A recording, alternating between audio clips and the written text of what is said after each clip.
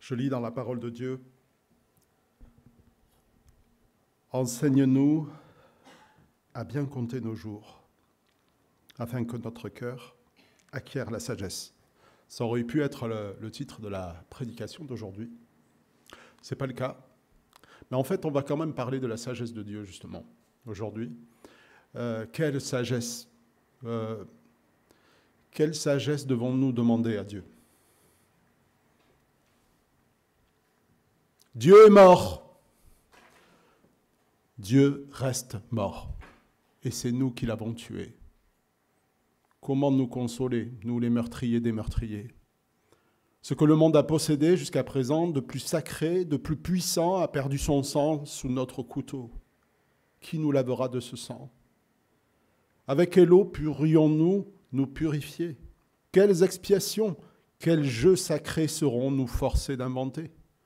La grandeur de cet acte n'est-elle pas trop grande pour nous? Ne sommes-nous pas forcés de devenir nous-mêmes des dieux, simplement, ne fût-ce que pour paraître dignes d'eux? Alors, bienvenue à ceux qui viennent pour la première fois dans cette église. Ne vous affolez pas, ce n'est pas du tout ce que nous prêchons, mais c'est Nietzsche, Friedrich Nietzsche, qui a écrit cela, qui décrivait une société moderne qui devenait de plus en plus sceptique quant au christianisme. Né dans une famille pastorale, fils de pasteur, ça mène là où il faut, luthérienne, Nietzsche s'est révolté contre une religion morne et sans vie. Nietzsche propose donc une porte de sortie, prendre la place de Dieu pour redonner un sens à l'humanité.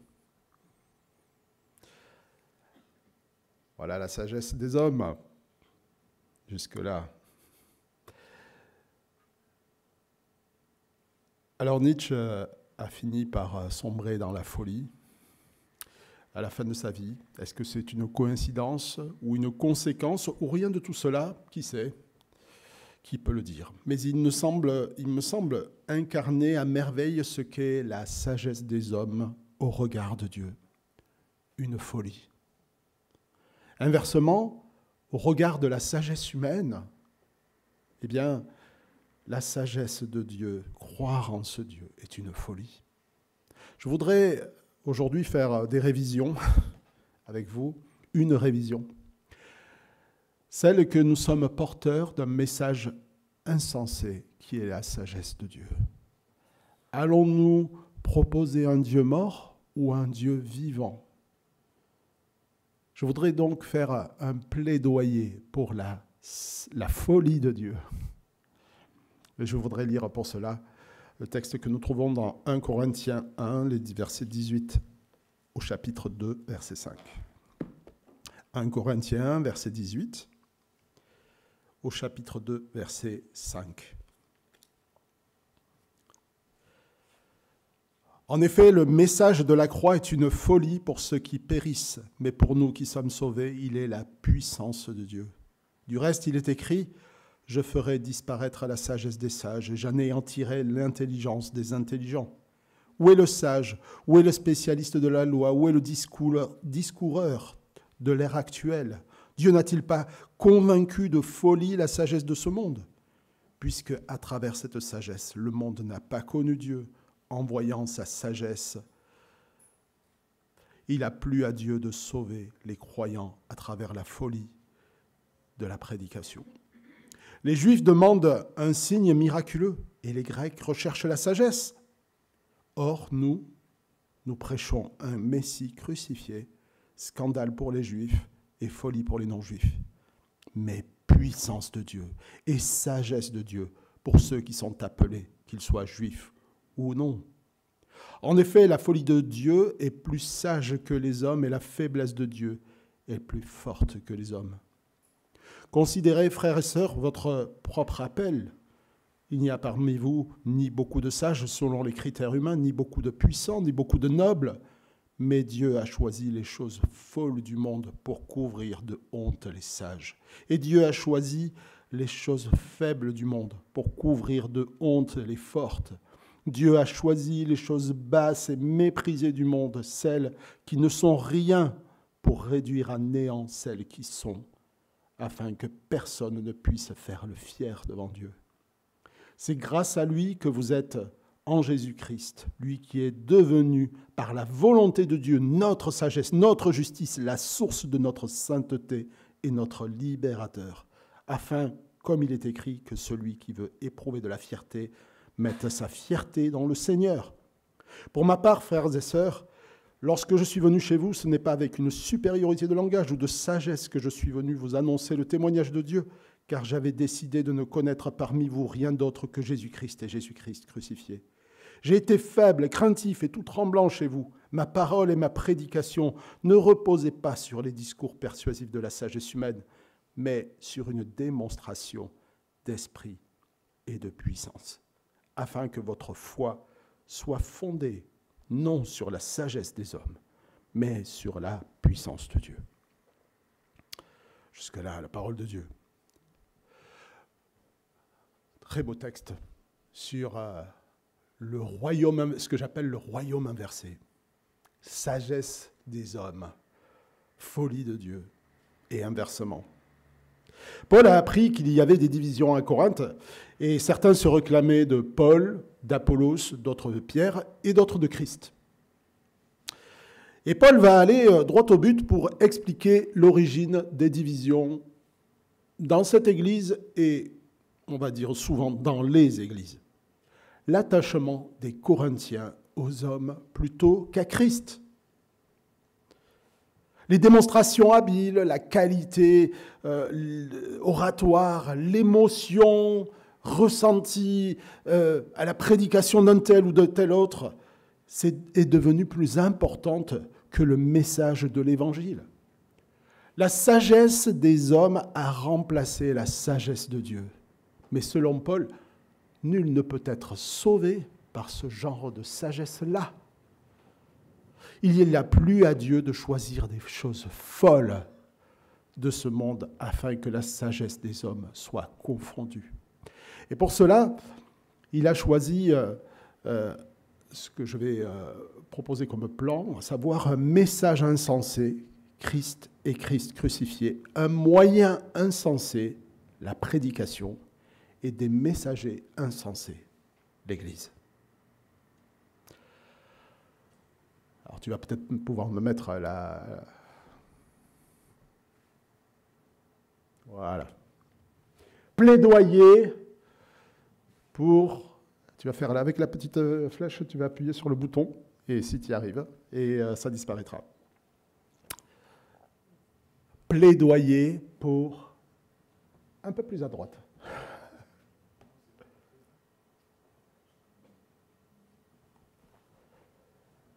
Encore un peu plus à droite.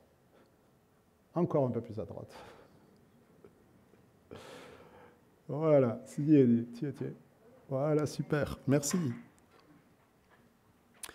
Plaidoyer pour la folie de Dieu. Alors, pour confondre la sagesse humaine, Dieu a choisi un message insensé, Christ crucifié, c'est notre premier point. Verset 18. En effet, la prédication de la mort du Christ sur une croix est une folie aux yeux de ceux qui se perdent. Mais pour nous qui sommes sauvés, elle est la puissance même de Dieu. Premier point. Lucille, premier point. Pour l'humanité de l'époque tant juive que grecque, ce message ne paraissait pas approprié. Verset 22. Les Juifs demandent des miracles et les Grecs cherchent la sagesse. Nous prêchons Christ crucifié. Scandale pour les Juifs et folie pour les païens, mais puissance de Dieu et sagesse de Dieu pour ceux qui sont appelés tant Juifs que Grecs. Les Juifs attendaient un Messie glorieux. Ils étaient, vous savez, un petit peu comme les gens, ce qu'on entend un petit peu aujourd'hui avec... les soubresauts géopolitiques, des gens qui veulent retrouver la gloire d'antan. Vous voyez de qui je veux parler. Les Juifs demandent des miracles pour prouver que ce message est juste. Les Juifs attendaient un Messie glorieux qui triompherait de ses ennemis. Les Grecs, qui étaient les inventeurs de la philosophie, eux, ils adoraient la pensée humaine, qu'ils appelaient le logos. Et lorsqu'à Athènes, Paul leur a parlé de la résurrection des morts, beaucoup ont tourné cela en ridicule, mais certains, pourtant, ont cru. Le message de Christ crucifié vient reprendre tant juifs que grecs dans ce qu'on pourrait appeler l'idolâtrie, ce qui domine dans leur cœur. Quel est leur absolu, ce qui est innégociable dans leur culture, et il les met en face d'un message insensé. Le message de l'Évangile n'est pas raisonnable dans une culture qui vénère la raison, et il n'est pas glorieux dans une culture qui ne rêve que de sa gloire perdue. Nietzsche pensait que Christ était le seul vrai chrétien et qu'avec lui, Dieu est mort. La religion chrétienne ne serait qu'une tentative de l'apôtre Paul de créer le royaume de Dieu sur terre à partir du mensonge de la résurrection.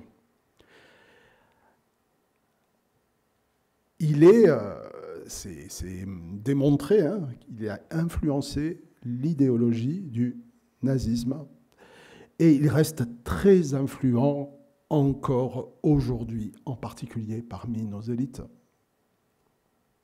Je ne citerai pas de nom parce que nous n'avons pas le droit. Mais la sagesse du monde, celle qui s'étale dégoulinante devant nos écrans de télévision pour soutirer nos suffrages, n'a-t-elle pas été frappée de folie? Les grandes idéologies de ce siècle n'ont-elles pas prouvé que l'homme qui prétend avoir la solution pour sauver le monde et veut ainsi se faire l'égal de Dieu est capable des pires atrocités? Et je pense que nous devrions y réfléchir à l'heure où certains prétendent qu'il faut changer le monde. Et même ceux qui prétendent qu'il faut rester dans ce monde. Mais ceux qui prétendent que la loi du plus fort est désormais la seule loi qui fonctionne. C'est un message qui a déjà montré sa défaite. C'est pourtant en train de séduire à nouveau les foules. À l'heure où la démocratie ne fait plus rêver, nous avons besoin de nous rappeler qu'il n'existe qu'un seul nom par lequel nous puissions être sauvés, celui de Jésus-Christ, crucifié. Ce message est une défaite pour le monde, parce que la victoire de Christ est dans sa mort. Mais pour ceux qui sont sauvés, il est la puissance même de Dieu, car ce n'est pas un simple homme qui est mort pour nous, mais c'est le Messie. Son enseignement n'était pas une sagesse parmi les autres, mais il a été fait pour nous, sagesse, parole de Dieu incarnée. Et sur la croix, ce n'est pas le martyr d'une idéologie qui est mort, mais c'est le Fils même de Dieu qui se donne en exemple afin que nous suivions ses traces. C'est le Fils même de Dieu qui nous donne un exemple afin que nous suivions ses traces. Rien que cette phrase peut peut-être nous mettre dans l'inconfort. Le royaume que Jésus est venu annoncer est un royaume inversé, où le plus grand est celui qui sert, où il n'y a pas de plus grand amour que d'offrir sa vie pour ses amis. C'est un royaume dans lequel nous acceptons de souffrir avec le peuple de Dieu, plutôt que d'avoir la jouissance momentanée du péché.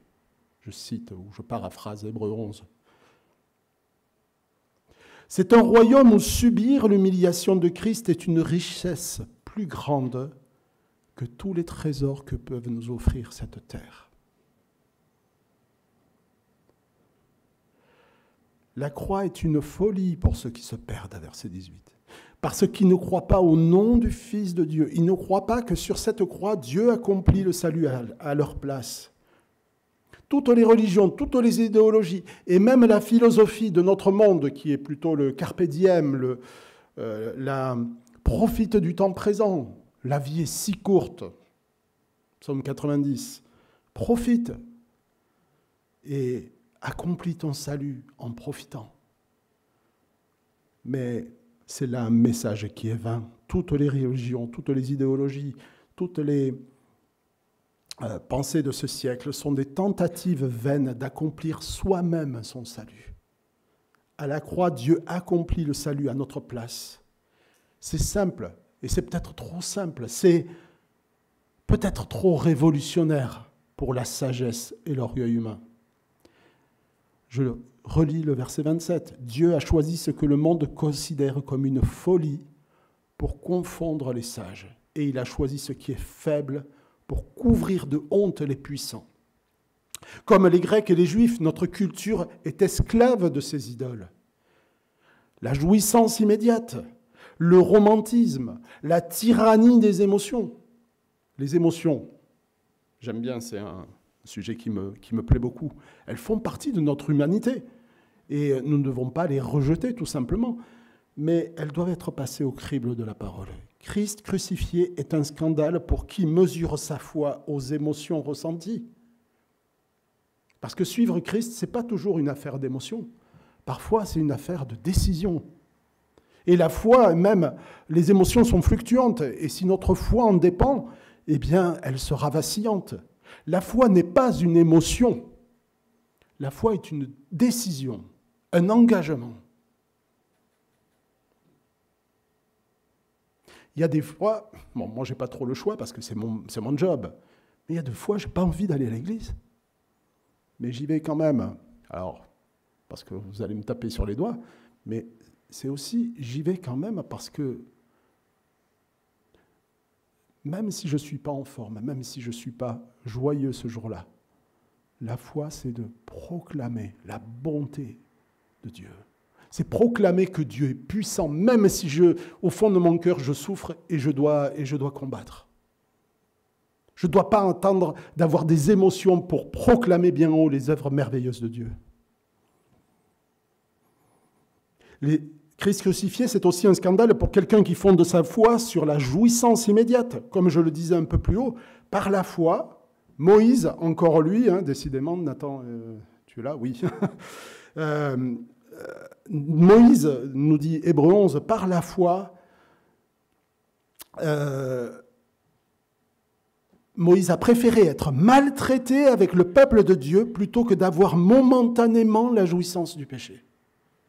Il y a des choix à faire. Moïse a fait le bon et Christ crucifié dans ma vie, c'est de faire le bon choix. Pas forcément celui qui va susciter l'émotion, dans un premier temps en tout cas.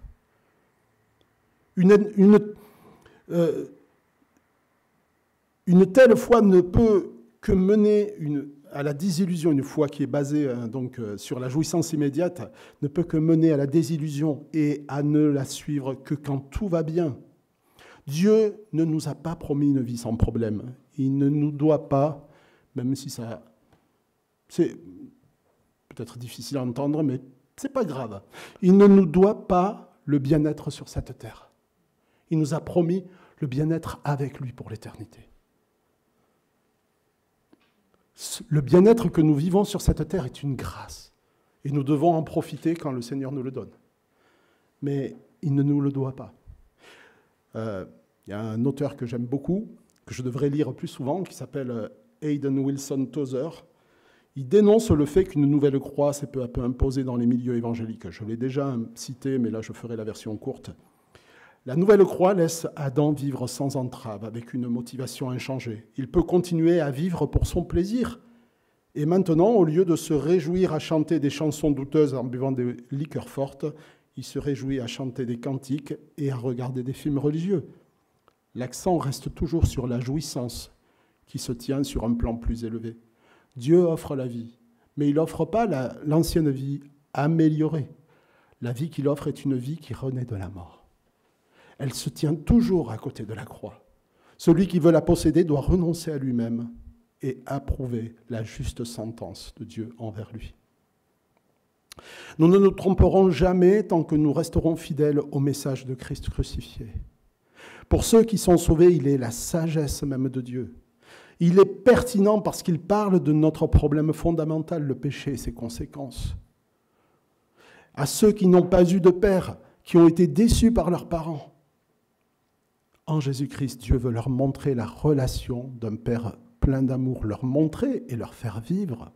Il y a une jouissance de Christ crucifié, du message de Christ crucifié. Mais ça commence par la foi. Pour cela, il faudra abandonner son ancienne vie. À ceux qui ont été déçus par les religions, leurs abus, Jésus veut révéler la vérité qui rend libre. Et pour cela, il faudra abandonner les affections du vieil homme. À ceux qui ont été déçus par des relations conjugales et qui ont été abandonnés, qui ont vécu l'abandon, c'est terrible de vivre cela. Jésus vient se présenter comme le meilleur époux qui ne nous abandonnera jamais.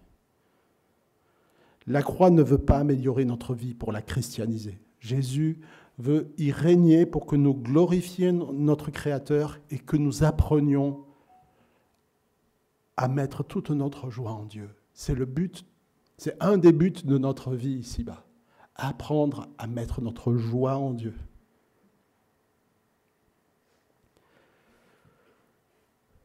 Si ce message reste une folie pour certains, pour d'autres, il produira des fruits éternels. Et n'ayons pas peur de ce message, chers amis. Si votre foi est fondée sur ce message et que vous y conformez votre vie, Dieu veut manifester sa puissance dans la situation dans laquelle vous êtes aujourd'hui. Le programme pour sauver le monde, c'est le message de l'Évangile. Et si nous ne le vivons pas, alors nous ne prêchons pas un Christ ressuscité. Le deuxième point, c'est qu'afin de confondre la sagesse de ce monde, Dieu a prévu un moyen insensé, c'est la prédication.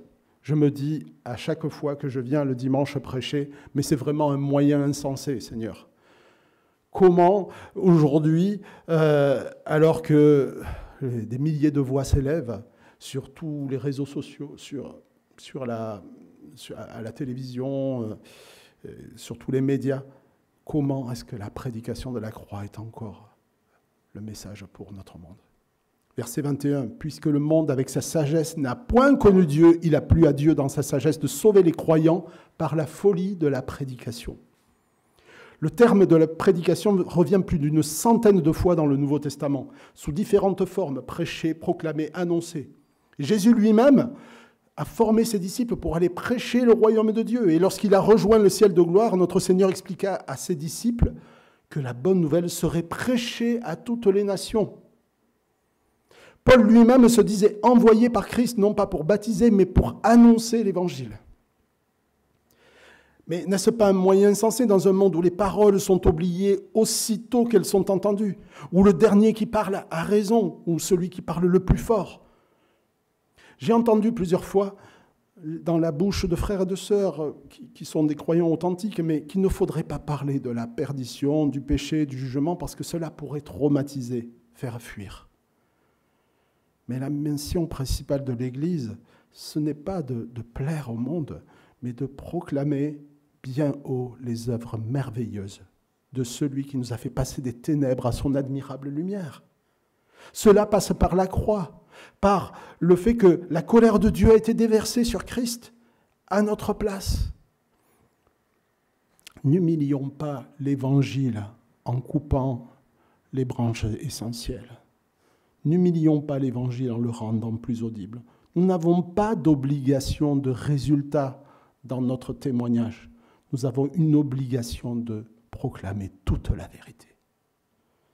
C'est en partie, si ce n'est pas toujours le cas, et si peut-être dans les églises aujourd'hui on voudrait un message plus audible, c'est peut-être à cause des prédicateurs. Il faut savoir aussi faire de l'autocritique. Nous ne sommes pas toujours pertinents. Nous avons souvent tendance à apporter des réponses aux questions que les gens ne se posent pas. J'espère que ce n'est pas le cas aujourd'hui. Mais nous oublions souvent que notre prédication ne doit pas donner des opinions personnelles sur des sujets à la mode, mais doit reposer sur la conviction que l'Évangile est la solution pertinente pour tous nos défis contemporains. Nous devons nous rappeler que la prédication de l'Évangile est le moyen insensé que Dieu a choisi pour confondre notre culture. Mais vous savez, notre passage ne concerne pas que les prédicateurs. Il y a un auteur que j'ai beaucoup aimé dans son livre sur la prédication, que je cite souvent, c'est Timothy Keller. Il distingue plusieurs niveaux de prédication de la parole. Il y a le niveau classique, celui du prédicateur, qui exige un don, un apprentissage, du travail, de la consécration, de la prière, et qui est quelque chose de difficile, auquel tous ne sont pas appelés. Mais à l'autre extrémité, il y a la forme la plus fondamentale de la prédication, à savoir le témoignage. Il doit être fait avec soin, même lors de conversations individuelles. Si je posais la question aujourd'hui, qu'est-ce que l'Évangile ? Je la pose parfois, mais j'ai des gros blancs. Nous devons tous savoir ce qu'est l'Évangile. Nous devons savoir le dire en quelques mots. Nous devons le savoir. Tout chrétien doit avoir suffisamment compris le message de la Bible afin de pouvoir l'exposer à d'autres chrétiens ou à ses voisins. Paul invitait les chrétiens de Colosse à cela en disant que la parole du Christ habite en vous avec toute sa richesse. Instruisez-vous et avertissez-vous. Je fais quelques secondes de pub. Si dans notre vision régionale qui s'appelle EPM, nous nous réunissons à Aix-en-Provence et dans tous les bassins d'église qu'il y a dans la région pour parler de la croissance de la parole, c'est précisément pour ça. Il ne peut pas y avoir de témoignage fructueux, puissant, s'il n'y a pas de croissance de la parole. Et la croissance de la parole, elle commence ici, mes amis. Elle commence quand nous ouvrons notre parole. Elle commence quand nous prenons ces petits tickets-là. Et que nous prenons cette discipline de lire la parole pour en être saturés, pour qu'elle nous transforme, nous guérisse. Parce que c'est bien notre besoin, elle est là pour ça.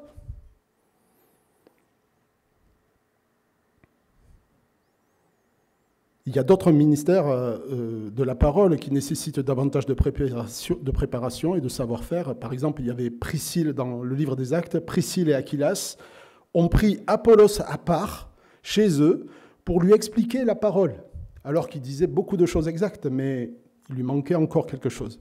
Il s'agit donc de personnes qui, parce qu'elles ont cet appel, sont capables de parler de la part de Dieu dans la relation d'aide. On peut se former en relation d'aide. Dans des études bibliques, dans l'évangélisation, dans les visites. Pierre a exhorté les chrétiens, si quelqu'un parle, que ce soit comme annonçant les oracles de Dieu. Savez-vous, chers amis, que sans être appelés à être des prédicateurs, chacun de nous, selon ses dons, a reçu la mission de proclamer bien haut les œuvres merveilleuses de Dieu, de celui qui nous a fait passer des ténèbres à son admirable lumière. Si ce message a transformé notre vie, vous êtes la voix de Dieu là où le Seigneur vous envoie. Et j'en viens donc à mon troisième point, c'est que le Seigneur choisit des messagers insensés. Ces messagers, c'est vous. Le message de l'Évangile peut changer des vies et il a plu à Dieu de le confier à des gens comme nous, des gens faibles en apparence, des vases de terre. Dieu se serait-il trompé lorsqu'il a choisi Moïse, un homme peu habile, qui a eu un petit peu de mal. Seigneur, je suis mal habile de la langue, de la bouche. Un homme peu habile en parole pour délivrer son peuple. Se trompe-t-il en choisissant David, le plus chétif des enfants d'Isaïe ? Se trompe-t-il encore quand il ne choisit que peu de sages, selon notre texte, peu de puissants, peu de nobles? Des gens comme nous, en somme. Se trompe-t-il lorsqu'il choisit Paul, un prédicateur contestable et même contesté, en tout cas à Corinthe? Il était constamment mis en concurrence avec d'autres personnes qui étaient visiblement plus douées, plus éloquentes.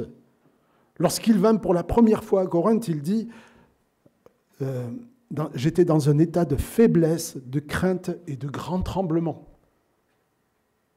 Mais comment une personne dans un tel état peut-elle délivrer un message convaincant au point qu'une église est née à Corinthe? Parce que sa prédication ne reposait pas sur les discours persuasifs de la sagesse, mais sur une démonstration d'esprit et de puissance. Qu'est-ce que cela veut dire? Certains y voient des miracles et on ne peut pas l'exclure. C'est aussi vrai. Paul a fait des miracles. Mais je crois que Paul parle plutôt d'une puissance de persuasion qui se dégageait de son message alors qu'il était dans une très grande faiblesse. Il a été témoin dans la situation qui était la sienne. Il n'a pas attendu d'être guéri pour proclamer l'Évangile. Il ne fut jamais guéri de l'écharde dans la chair qu'il avait frappée. Jamais guéri. Lui dont on envoyait les mouchoirs afin que les gens qui le touchent soient guéris. Lui-même n'a jamais été guéri. Paul parle de la puissance de persuasion et du fait qu'il a pu être témoin alors que tout montrait en lui qu'il n'avait pas la force pour convaincre par lui-même. La démonstration d'esprit et de puissance est de déposer le sceau de la vérité sur les paroles des enfants de Dieu. Regardons-nous, il n'y a pas beaucoup de Superman, je ne vois pas de cape rouge ni de collant bleu. Ah, si, peut-être Jeanne, il est en train de... Il n'y en a pas, je ne crois pas. Il n'y a pas de grands théologiens, à moins que nos visiteurs en soient. Il y a pas mal de personnes âgées. Il y a des jeunes dans la foi qui ne savent peut-être pas tout. Et il y en a des plus âgés qui n'en savent pas forcément beaucoup plus.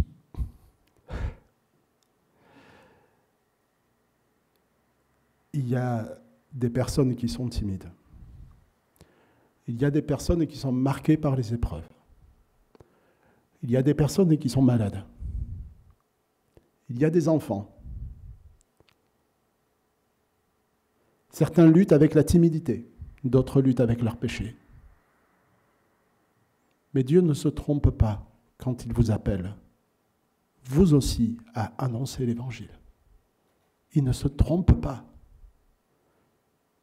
La meilleure des prédications, le meilleur des témoignages, la meilleure des évangélisations ne peut porter du fruit durable que s'il est validé par l'Esprit de Dieu dans le cœur de celui qui l'entend. Vous savez que la connaissance enfle. Et ce n'est pas de connaissance théologique dont nous avons besoin pour être témoins. Mais c'est de la démonstration de l'Esprit et de puissance dans notre vie. C'est que l'Évangile soit vécu dans notre vie, afin que Dieu y appose le sceau de l'Esprit.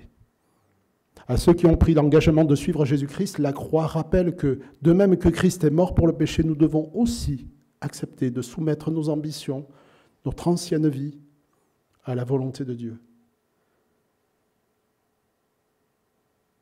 La puissance de l'Évangile et les fruits que porte la prédication dépendent aussi de ce que notre message est vrai, même au fond de nos détresses.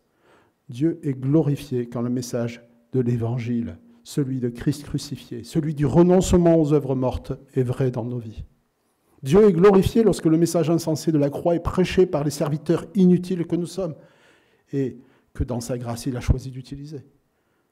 Il a fait ceci afin que la foi de chacun ne soit pas fondée sur la sagesse humaine, ou sur le charisme de l'un ou de l'autre, mais sur la puissance de Dieu. Si notre foi est fondée sur les hommes et sur leur sagesse, comme les Corinthiens, nous serons ballottés à tout vent de doctrine, au gré des changements, divisés, et nous nous entredéchirerons.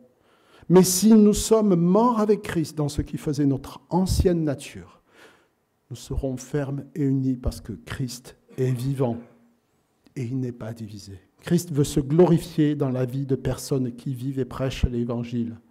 Donc prenons notre croix avec lui. Je me suis marqué un petit pense-bête dans ma prédication. Cette semaine, on a commencé une étude biblique sur la louange. Ceux qui étaient là m'ont entendu. Et donc, j'ai dit une chose. C'est que, et je vous la répète à tous, parce que je crois que c'est essentiel. La louange, ce ne sont pas les beaux chants, ou les chants nouveaux, ou les chants anciens. La louange, c'est que nous proclamions bien haut les œuvres merveilleuses de Dieu qui nous a fait passer des ténèbres à son admirable lumière. Que ce message soit vrai et vivant dans notre vie. C'est ça la vraie louange. Et mes amis, je crois que ça commence ici.